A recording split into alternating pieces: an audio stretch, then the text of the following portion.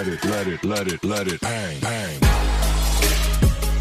Teman Ya, atau relasi ataupun para satgas untuk melakukan itu, karena kalau mengandalkan BNN petugas kita kurang. Betul, Kabupaten betul, Sukabumi, betul, termasuk betul. nanti mungkin minta bantuan KNPI Iya. ataupun duta anti narkoba kita juga Iya. kita bentuk. ya, Kita bisa libatkan nanti untuk tiap hari Senin kalau sudah normal ya, situasinya. betul.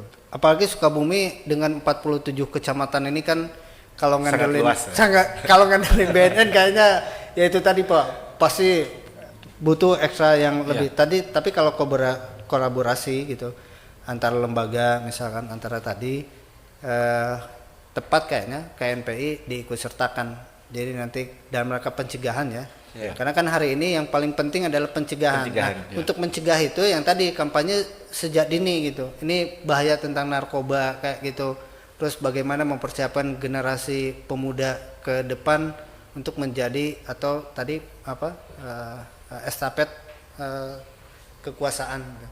Nah ini Kang Giri balik nih karena kan Akang di Dinas Kebudayaan Pemuda dan Olahraga. Siap. Jadi kaitannya kalau misalkan kepemudaan kan kompleks ya. Betul. Kompleks ya, kompleksitas. Jadi tapi kan tidak boleh juga karena persoalan kompleks itu lantas tidak ada sesuatu yang bisa menggebrak di Sukabumi. Betul. Nah, jadi bersinar ini sudah ada aturannya belum? Perbub atau Kalau tidak salah ini sudah ada perdanya. Perda Kabupaten ya? Sukabumi. Saya nomornya lupa. Terus juga yang paling penting itu adalah instruksi bupati, Pak. Oh, sudah ada instruksinya Jadi ya? tidak hanya kita sebagai pemangku kepentingan Dinas Kebudayaan Pemuda dan Olahraga yang harus melakukan itu. Betul. Karena memang kita ini sebenarnya dinas strategis, Pak. Ya. Pertama kita ada Dinas Kebudayaan Pemuda Olahraga. Bahkan saya sempat tadi berpikir sepanjang perjalanan itu bahwa narkoba itu kuncinya di kita, Pak. Karena pertama gini, kita kan ada kewenangan kita di bidang kepemudaan, olahraga, dan kebudayaan. Ya. Nah kalau kita urut nih tadi generasi yang akan estafet ke depan itu kan ada pemuda tuh. Iya, betul. Nah tadi sebenarnya yang penting mah elaborasi, kolaborasi, sinergitas. Bagaimana nanti sebenarnya tadi akan saya ungkapkan Pak Bambang. Jadi nanti kita akan masuk sebenarnya akan ngundang juga Bapak nanti rencananya, mudah-mudahan ada waktunya.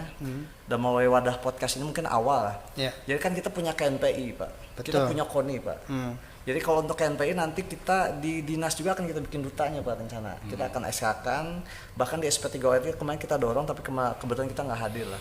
Nah, konsepnya itu sebenarnya kalau pemudanya kita sudah bina, Pak, baik dengan pelatihan, dengan pemahaman, Betul. terus kita olahkan, Pak, olahragakan, olah rasa, olah pikirkan, Pak. Saya pikir permasalahan narkoba itu akan luar biasa, Pak, akan selesai. Ya. Contoh ketika pemuda tadi kita sudah wawasan kita tambah, terus kita beri pengetahuan bahwa tanpa narkoba itu keren misalnya. Ya. Yang penting itu tagline sebenarnya, Pak. Kedua, misalnya kalau kita sudah mendorong pemuda itu berprestasi melalui olahraga, apalagi dengan olah rasa dan olah pikiran yang lainnya, sebenarnya permasalahan itu beres, Pak. Ya. Contoh yang tadi masalah tawuran. Ini juga sebenarnya ingin mengusulkan juga sih, Pak. Sebenarnya kalau ada kasus terakhir kan Cicurug ada tawuran, Pak ya. Iya, benar. Nah, Kemarin. Saya mengusulkan dulu waktu di kecamatan itu kalau bisa mau dites, Pak. Karena kita juga pernah, saya kebetulan lulusan STM, Pak. Jadi keberanian kita itu tidak biasa, Pak. Benar. Bahkan kalau boleh saya ungkapkan nih sambil berseloroh sebenarnya, ini mungkin anak muda nih. Kadang-kadang kita kalau mau main bola juga, kita minum irek apa ya, nah, semacam gitulah.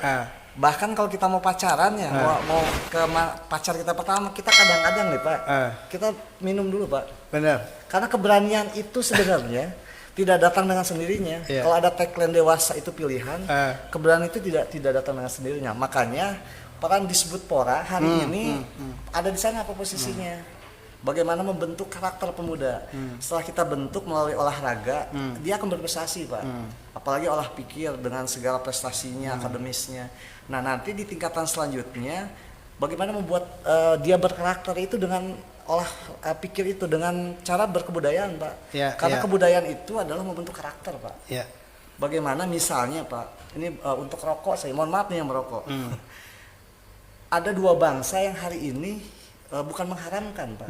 Bangsa Israel itu mereka mengagungkan untuk tidak merokok. Padahal pemilik Marlboro itu orang Yahudi, Pak. Orang Yahudi ya.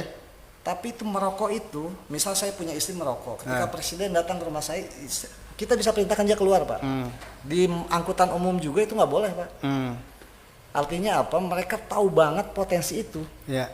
Artinya ketika suatu pemuda atau bangsa mempunyai karakter bahwa narkoba itu nggak keren lah, bahwa tawuran itu nggak keren misalnya, bahwa yang harus kita kedepankan itu kerennya itu ada berprestasi, sehat, baru keren gitu. Ya, ya. Saya pikir nanti makanya dalam forum ini sebenarnya wadah yang sangat luar biasa, Pak.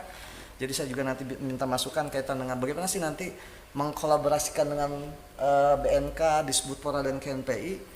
Saya berharap kedepannya akan ada langkah serius lagi gitu, Pak. Jadi kepercayaan diri itu kadang-kadang mesti ada dopingnya gitu. Padahal itu justru yang salah ya. Jadi mestinya kepercayaan diri itu justru timbulnya yang tadi dari prestasi ya. Betul. Jadi kepercayaan diri itu bukan dari narkoba gitu ya. Betul. Karena narkoba itu tadi tidak ada manfaat dan tidak ada gunanya. KNPI nih sebelum nanti kita mendengarkan lagi musik yang eksentrik dari Doku Band. Ya, kita pengen ini dulu nih untuk KNPI. Kira-kira di tahun 2022 ini mudah-mudahan pandemi ini selesai. Ya. Tapi minimal untuk langkah kecil di Parung Kuda tadi. Selain misalkan tadi bisa jadi berkolaborasi dengan BNNK. Itu untuk Parung Kuda yang kaitan dengan karena kita STM kita kan terkenal nih. Yeah. Nah, itu pendekatan yang paling ini kira-kira apa yang bisa dilakukan? Hari ini kemarin kita terakhir berkolaborasi dengan Puskesmas untuk beberapa STM. Kita mendorong Puskesmas untuk mengaktifkan kembali kepramukaan sakti bakti usadanya. Nah, sehingga alhamdulillah yang terbanyak dari STM tersebut. Ada yang masuk sehingga mereka bisa walaupun tidak sekolah mereka bisa berkegiatan ikut membantu program vaksinasi Kabupaten Sukabumi bersama Puskesmas. Langkah-langkah minimal langkah kecil seperti itu dulu bagi kita mendorong hal-hal yang bisa menyibukkan mereka sehingga minimal mengurangi keinginan mereka untuk tadi bertauran ataupun nongkrong dengan hal-hal lain. Jadi dibuka ruang seluas-luasnya untuk berekspresi dan berprestasi ya. Oke deh. Mungkin itu kita di segmen pertama kaitan dengan tadi P4GN. Mungkin akan nanti kita lanjut di segmen kedua. Tentunya kita selamat datang kembali sahabat museum di seluruh tanah air. Bersama museum kita luhurkan budaya. Lagu kedua dari duo Kumincir, Setengah Gila. Tapi ini setengah gilanya kalau dari liriknya itu kan karena cinta. Minum obat 2 aja katanya nggak selesai. Nah, jadi kaitan tadi Pak. Ini tadi kan Pak Bambang sudah mengemukakan apa itu narkoba dan bahaya narkoba. Pertanyaan saya, kenapa orang pakai narkoba? Apa tuh Pak? Ada nggak penelitian atau hasil riset? Artinya ada kenapa orang cenderung misalkan mau memakai narkoba? Iya Pak, berdasarkan penelitian dari BNN dengan LIPI, ada beberapa kategori pengguna narkoba. Salah satunya adalah dia coba-coba. Pertama coba-coba, ya. Kedua dia rekreasional, artinya dia sedang ada acara misalkan ulang tahun, terus malam minggu, itu secara rekreasional aja, saat-saat tertentu. Oh, saat-saat tertentu ya? Ya. Kemudian yang ketiga adalah rutin pakai. Dia sudah rutin tiap minggu pakai, minggu ini pakai, minggu kedua pakai. Ya. Itu yang disebut namanya pecandu itu yang. Pecandu. Ya.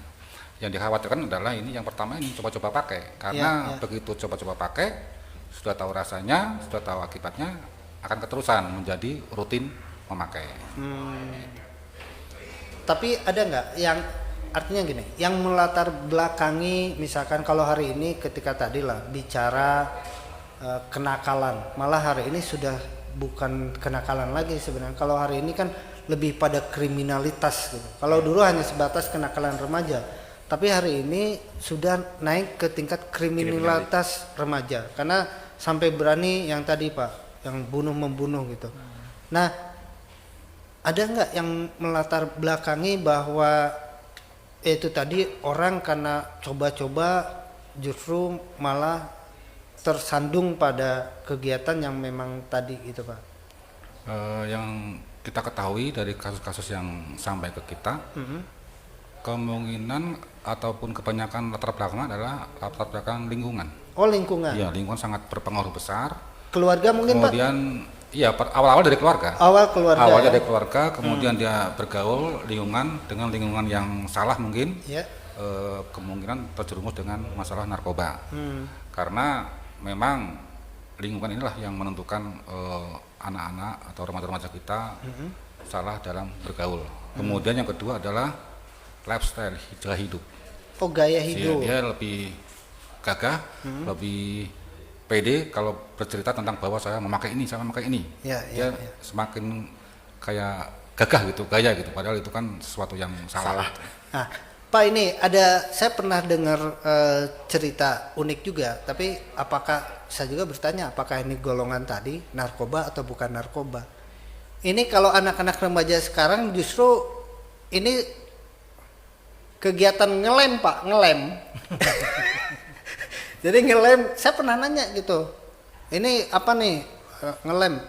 Jadi apa ngelem? Ya tadi katanya Pak biar bisa ngeplay ya nanya. Nah ini ngelem ini sudah ada ininya belum Pak, aturan yang memang tadi?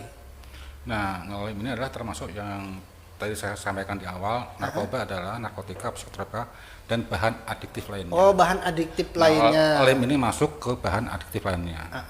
Nah, ini memang tidak bisa diproses secara hukum karena tidak ada undang-undang yang menyatakan belum ada yang mengaturnya. Belum ada yang mengatakan undang-undang bahwa lem itu adalah terkena pasal sekian, sanksi sekian, nggak ada. Nah. Seperti halnya dengan komik.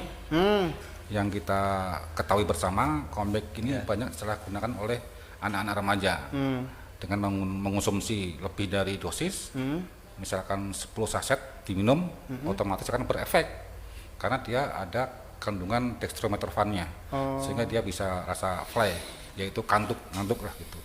Nah, itu sama, tidak bisa diproses dengan hukum karena memang aturannya tidak ada. Memang komik itu adalah obat yang berlogo hijau, artinya hijau ini adalah dijual bebas di pasar. Gitu.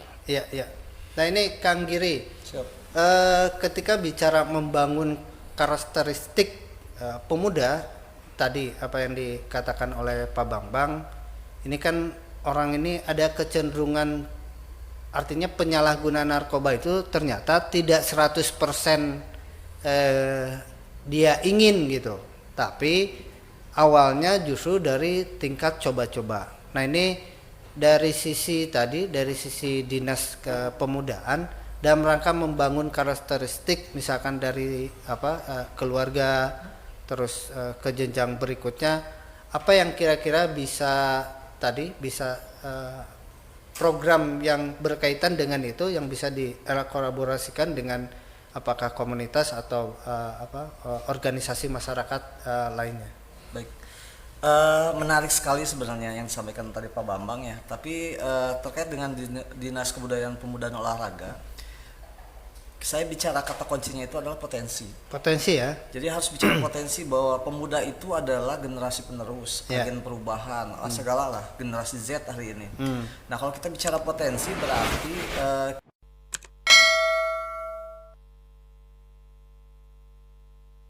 Oke, jadi Kang Giri tadi ketika bicara karakteristik pemuda, apalagi bicara di Kabupaten Sukabumi, kan sebenarnya ini berbasis potensi gitu. Jadi Kang Giri ngomong ketika dinas kepemudaan ini sebenarnya potensi yang sangat luar biasa ya.